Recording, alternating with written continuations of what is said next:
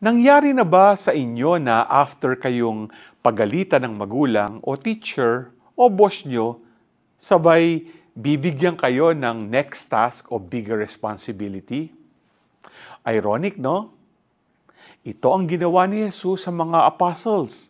He rebuked them for their unbelief and hardness of heart because they had not believed those who saw Him after His resurrection.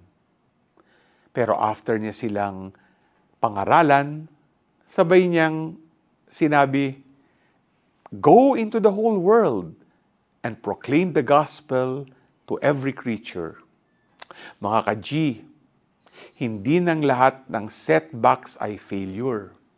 In fact, kadalasan, oportunidad pa nga ang mga ito. Necessary lessons to make us grow gaya na nangyari sa mga apostoles. Learning the hard lessons of faith. They are now commissioned by Jesus to proclaim it to every creature.